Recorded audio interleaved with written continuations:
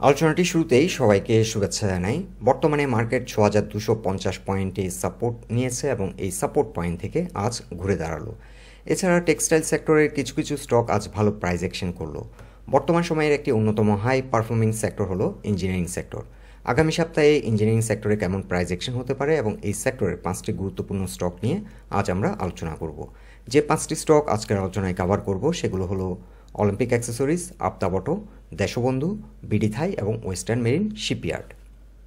আলোচনাটি শুরুতেই সবাইকে রিকোয়েস্ট করব ডিসক্লেমার অংশটি আপনারা ভালো করে পড়ে নেবেন। পুঁজিবাজার ঝুঁকিপূর্ণ। আপনার কোনো পার্সোনাল বাই এবং সেলের কারণে আপনি যদি ক্ষতিগ্রস্ত হয়ে থাকেন সে দায় স্টক অবজার্ভার বহন করবে না। শুরুতেই ডে চার্টে তুলে ধরছি অলিম্পিক অ্যাক্সেসরিজ লিমিটেডের বর্তমান অবস্থান। অলিম্পিক অ্যাক্সেসরিজ আজ ডে এন্ডে 17.7 এসে ক্লোজ হলো এবং এখানে একটি গুরুত্বপূর্ণ সাপোর্ট রয়েছে। আমরা একটি ট্রেন্ড লাইন ড্র করেছি আর এই ট্রেন্ড লাইনটি বর্তমানে কি সাপোর্ট হিসেবে অ্যাক্ট করবে। আর গুরুত্বপূর্ণ সাপোর্ট পয়েন্টটি রয়েছে প্রাইস পয়েন্ট লেভেল 17.4 এবং এখান থেকে সাপোর্ট নিয়ে ঘুরে দাঁড়ানোর চেষ্টা করছে। রিসেন্টলি 23.5 পর্যন্ত প্রাইস অ্যাকশন করেছিল এবং সেখান থেকে সিগনিফিক্যান্ট একটা কারেকশন হলো। আর এই কারেকশন ফেজে আমরা লক্ষ্য করছি ভলিউম বারগুলো ছোট হয়ে আসলো, সেল প্রেশার অনেকটা কেটে গেছে এবং নতুন করে এন্ট্রি নেওয়ার জন্য সুইটেবল পয়েন্টে রয়েছে। আর এখানে যদি আমরা নতুন করে এন্ট্রি নিই তাহলে বিলো 17 আমরা স্টপ লস সেট করব। অলিম্পিক অ্যাক্সেসরিজের জন্য গুরুত্বপূর্ণ আরেকটি সাপোর্ট পয়েন্ট হবে 50 এক্সপোনেনশিয়াল মুভিং অ্যাভারেজের সাপোর্ট লাইন। এই সাপোর্টটি রয়েছে প্রাইস পয়েন্ট লেভেল 17.1-এ। বর্তমানে Olympic leading diagonal pattern form করছে আর as per this pattern fifth wave complete হবে 24.5 কিংবা 25 প্রাইস পয়েন্ট লেভেলে। এছাড়া ডে চার্টে লক্ষ্য করা যাচ্ছে এই স্টকটি 20 এক্সপোনেনশিয়াল মুভিং অ্যাভারেজের কিছুটা নিচে অবস্থান করছে। 20 এক্সপোনেনশিয়াল মুভিং অ্যাভারেজের যে রেজিস্ট্যান্স লাইন সেটি রয়েছে 18.3। 18.3-র উপর ঘুরে দাঁড়াতে সক্ষম হলে এখান থেকে ভালো প্রাইস অ্যাকশন করবে এবং আমরা যে টার্গেটটি সেট করেছি এটি স্লোলি এই টার্গেটটির দিকে এগিয়ে যাবে।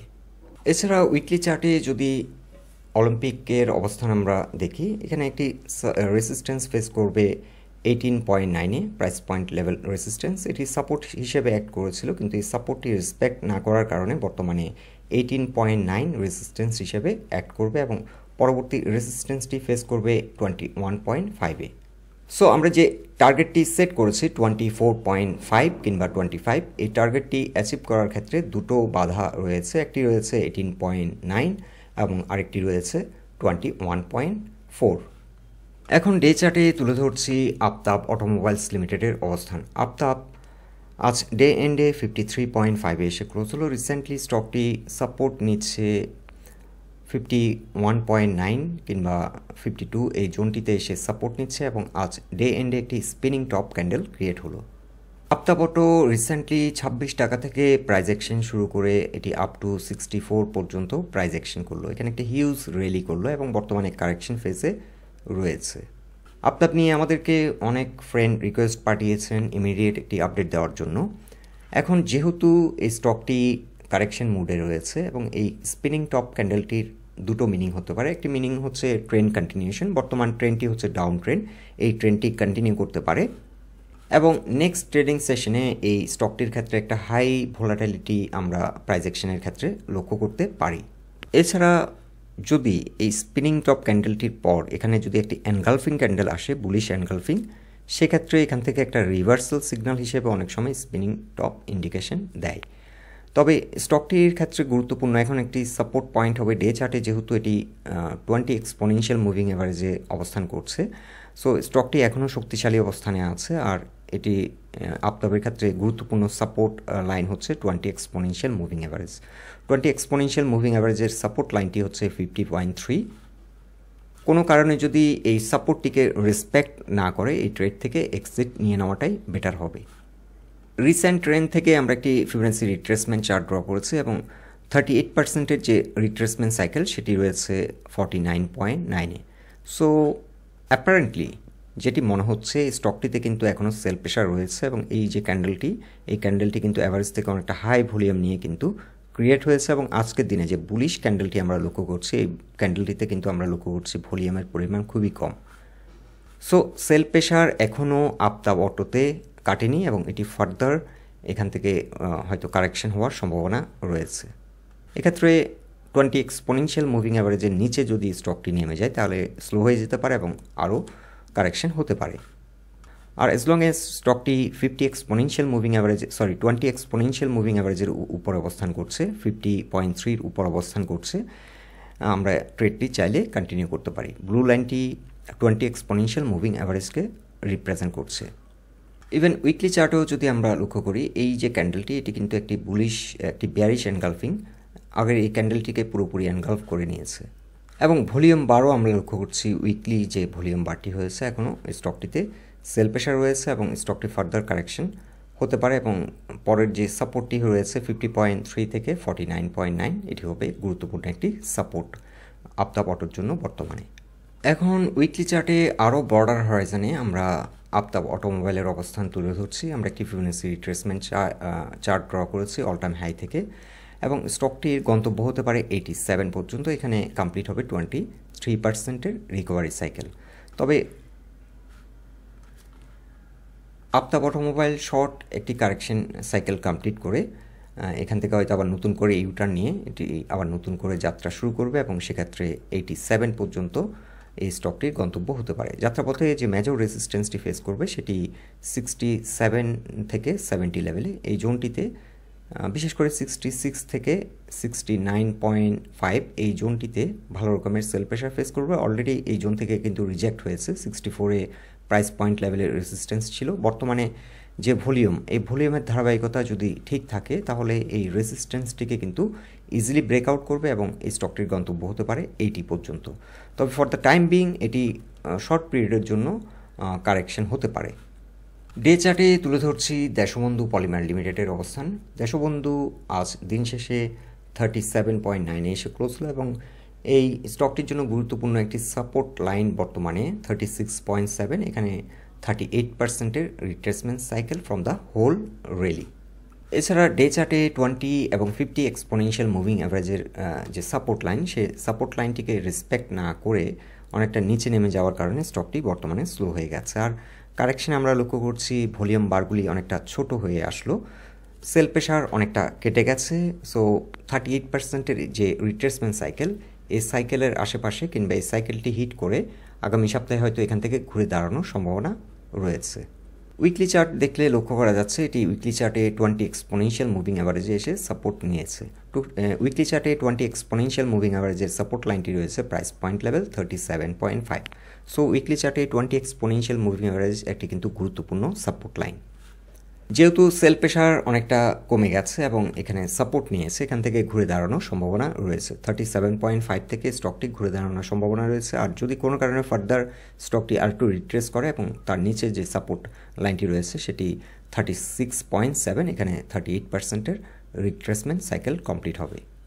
বর্তমানে যে ভলিউমের ধারাবাহিকতা, অ্যাপারেন্টলি মনে হচ্ছে স্টকটি তার অল টাইম হাই চেস করবে এবং দেশবন্ধুর অল টাইম হাই হলো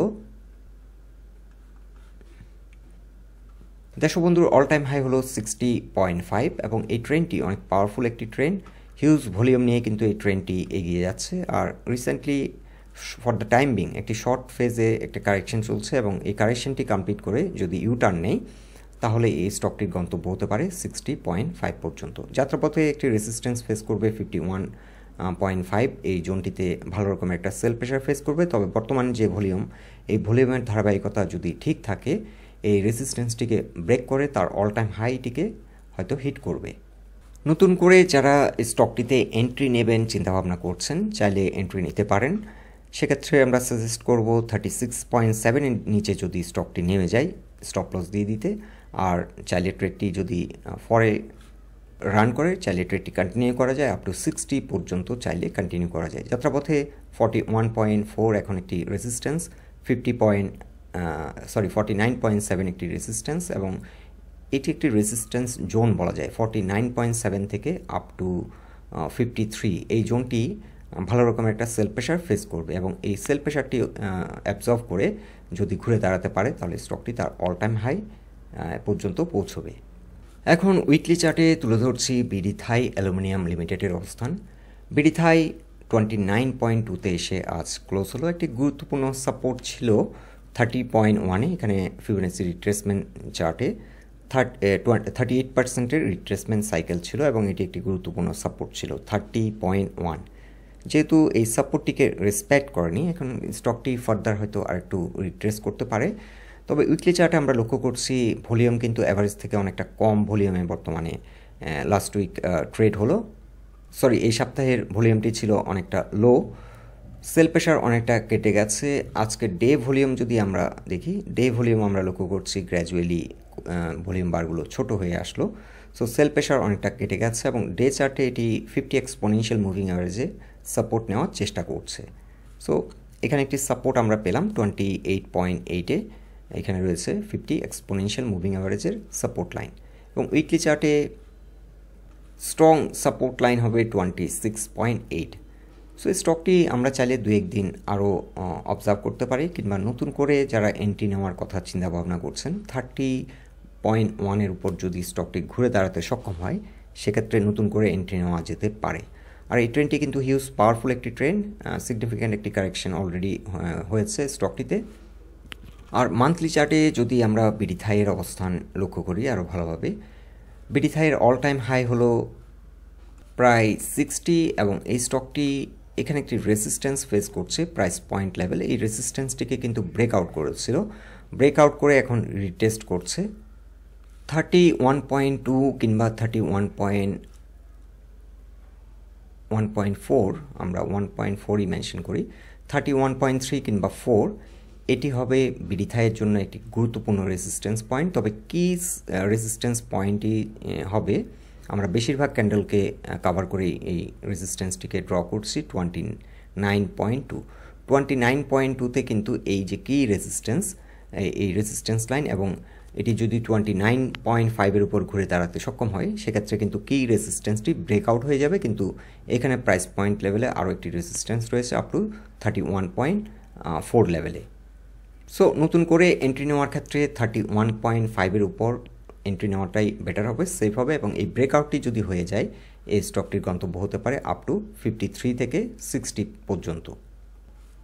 বর্তমান এই ট্রেন্ডটি কিন্তু খুবই পাওয়ারফুল একটি ট্রেন্ড। এই ব্রেকআউটটি যদি দিতে সক্ষম হয় এবং এই রিটেস্টটি যদি ঠিকমতো হয়ে যায়, আগামী সপ্তাহে যদি এটি আমরা দেখি যে এটি 31.5-এর উপর ঘুরে দাঁড়িয়েছে, সেক্ষেত্রে নতুন করে আমরা চাইলে এন্ট্রি নেব এবং এই স্টকটি চাইলে 53 থেকে 60 পর্যন্ত ট্রেডটি কন্টিনিউ করা যেতে পারে। এখন ডে চার্টে তুলে ধরছি ওয়েস্টার্ন মেরিন শিপইয়ার্ড লিমিটেডের অবস্থান। ওয়েস্টার্ন মেরিন একটি ট্রায়াঙ্গেল প্যাটার্ন ব্রেকআউট করে ভালো প্রাইস অ্যাকশন করেছে রিসেন্টলি। এটি প্রাইস অ্যাকশন করলো 17.3 পর্যন্ত, বর্তমানে আবার একটা হিউজ কারেকশন হয়েছে, স্টকটিতে 13.8-এ বর্তমানে অবস্থান করছে। ভলিউমের ধারাবাহিকতা আমরা লক্ষ্য করছি, ভালো ভলিউমেই কিন্তু বর্তমানে এগিয়ে যাচ্ছে স্টকটি।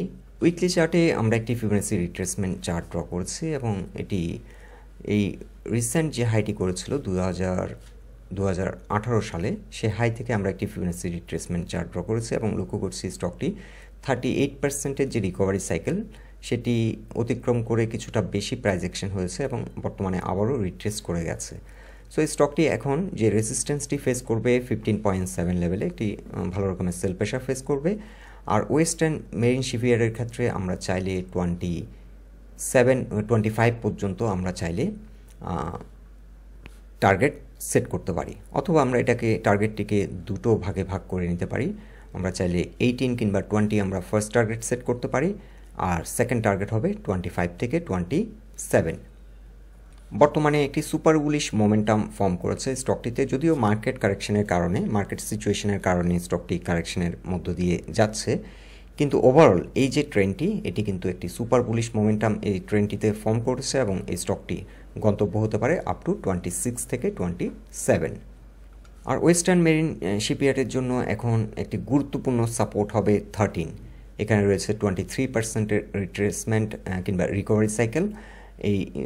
এই কারণেই 13 হচ্ছে এখন বর্তমানে ওয়েস্টার্ন মেরিনের জন্য একটি গুরুত্বপূর্ণ সাপোর্ট লাইন। এছাড়া এখানে আরও কিছু প্রাইস পয়েন্ট লেভেলে সাপোর্ট রয়েছে, বর্তমানে এখানে সাপোর্ট নেওয়ার চেষ্টা করছে 13.8, এখানে রয়েছে প্রাইস পয়েন্ট লেভেলে একটি সাপোর্ট লাইন।